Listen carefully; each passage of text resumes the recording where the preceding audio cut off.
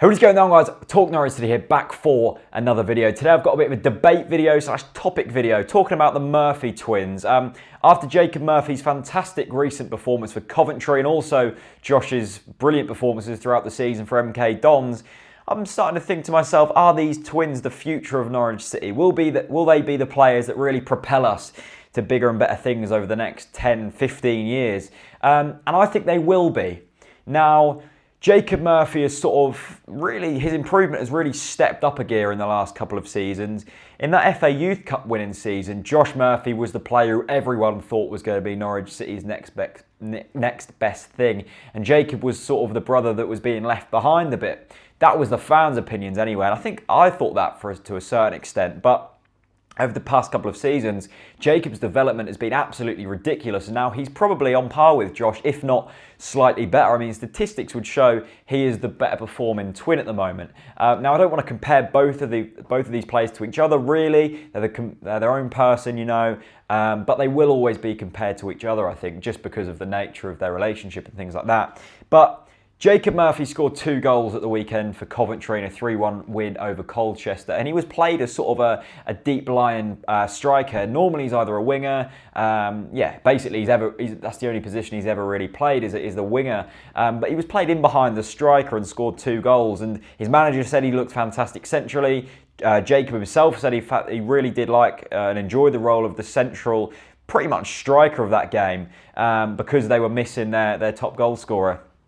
So hence why he was put into that position. And he had a lot of pressure on him as well to go into that role, because the player who'd been injured had been performing really well before him and scored 12 goals, and he's the league's top goal scorer. And he went in there, really good finishes actually, really instinctual finishes, one where he rounded the goalkeeper and one where it was a bit of a fox in the box finish and poached it really nicely. So 2 completely different goals, and it proves that Jacob Murphy is adapting to league life and adapting to first team football, because we all know youth football isn't the best development aid. As well as Josh, he scored a couple of goals for MK Dons in the Championship. He scored a couple of goals for us last season in the Championship, scored a couple of goals in the Cup. So Josh Murphy is probably the more experienced one of the two, but Jacob is really now progressing into the role. Now, the Premier League is a massive step up for any player.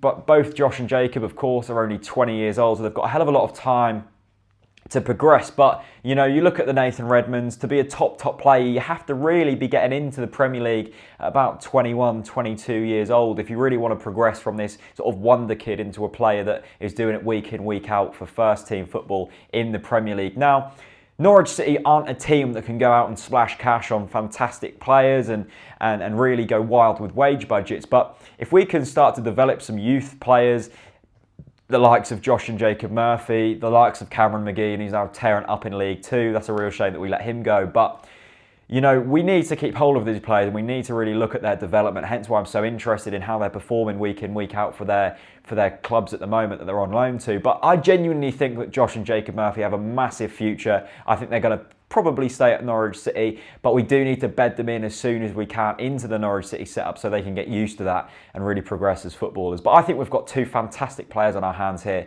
and 2 players that are regularly performing at a very high standard. So, thanks for watching. I hope you've enjoyed the video. Leave me your thoughts in the comments below. Do you think I'm overrating them, or do you not? Do you think they're as good as they really, as I'm sort of bigging them up to be? Leave it in the comments. We'll have a little vote. And yeah, hopefully you've enjoyed the video. Leave it a like if you have, and I'll see you very soon.